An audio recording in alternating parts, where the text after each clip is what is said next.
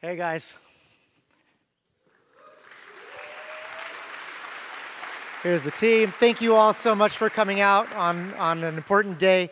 Class 7 has completed and is excited, along with me and the team, to share the results with you. It's been an incredible journey over the last 3.5 years since we went and started IndieBio and this approach. And I just want to take a moment to share a little bit of IndieBio for the people that are here for the first time before we get started. First, I want to give a huge shout of thanks to SOSV, the accelerator VC that we're a part of, and also to our partner TechCrunch, who is live streaming this demo day to over 2 million people around the world. We have a website that we've set up for all of you guys to reach out to any of the companies at any time, indiebio.co/demo day, and that will get you to a page where you could then instantly write an email or connect to any of the founders that you see. Also, please hashtag IndieBio if you're going to tweet. We encourage tweeting and getting the word out of what you see.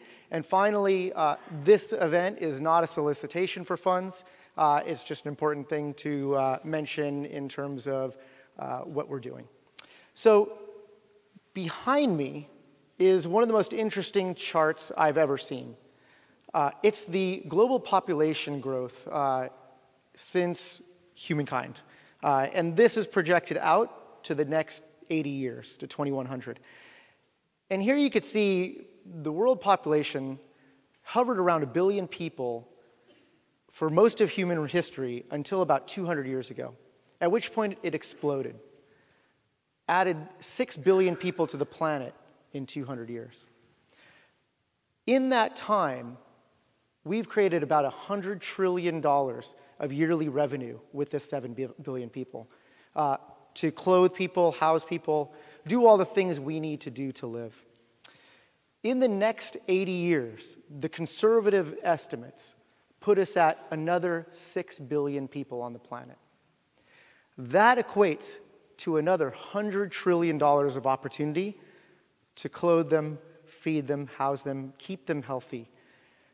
But the most important part here is if we do it in the same way we've been always doing it, we will ruin our planet, and we will ruin our way of living. So there has to be a new way. So I started IndieBio 4 years ago to start thinking about building companies and funding companies that can see biology as a technology for solving for these planetary and human health problems. Only biology can do that. And to do so, we rejected some very conventional thinking. One, that funding biotech is fundamentally expensive. It's not. There's ways to get around that, and the cost of science continues to plummet. Two, scientists are not entrepreneurs. That's absolutely false. Learning to start businesses and hustle and be an entrepreneur is absolutely learnable. And then finally, biology is only therapeutics. Well, that's only true if if the cost of the risk is so high that you could only do things like pharma or drugs. And so in doing so, we've enabled some of the very best scientists in the world to build radically transformative companies. And we all do this together as a team and as a community. I'd like to introduce Alex Kapelian. He's our program director. June Axip, our scientific director. Pariksha Sharma, our analyst. Maya Lockwood, our communications director. And Yasna Delik, our operations manager. So with that, I'd like to hand the mic over to Alex to help you learn a little bit more about how we do this. Cool. Thank you, Arvin. So I'm going to take a second to talk about how we got here. So in the last 3.5 years, IndieBio has funded 94 companies across the life sciences. The companies have raised about $170 million together, creating roughly $750 million in enterprise value. And one of the most important things we look at is actually growth. So the companies have together created over 500 biotech jobs. So they're not just standing still, they're moving very rapidly and growing.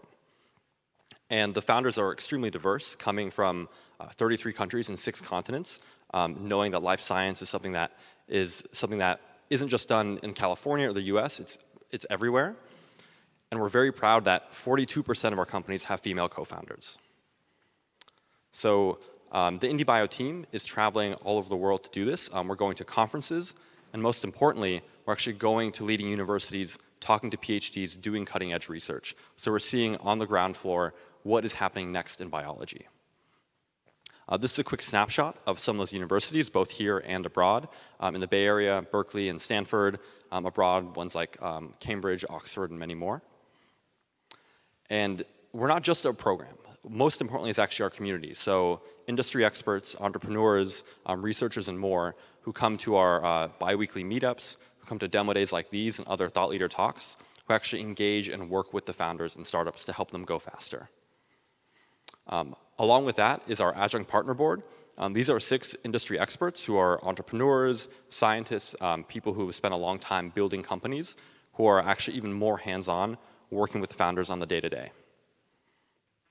Alongside that, there's a big number of multinational companies and government agencies who are coming to IndieBio to seek out collaborations and, most importantly, help products get to market faster. And that is unlocking the venture funding that's coming from leading funds here in the Bay Area and around the world. A few of those, just to note, are True Ventures, DCVC, Founders Fund, and many more. And one of the really important things we see here is these companies have a huge amount of potential to impact human and planetary health. So we're spending a lot of time thinking about how do we enable people to not only be great scientists, but to also be great leaders. And to talk about that, I'm going to hand it over to Maya, who will talk about leadership at IndieBio. Hi. Our founders are creating the future.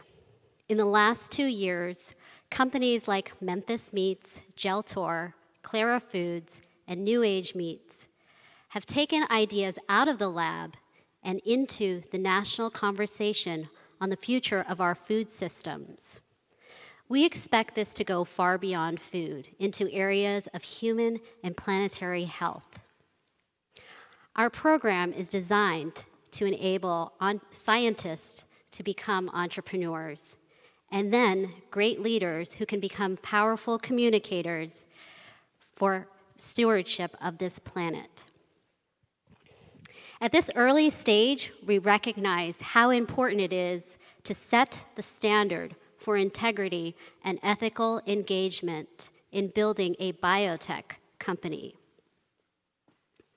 We've introduced concepts such as personal growth is the key to unlocking corporate growth, to taking responsibility for one's actions, to admitting mistakes and allowing vulnerability to be seen as a sign of strength and not weakness, and to focus on process and craft as a joyful part of the journey.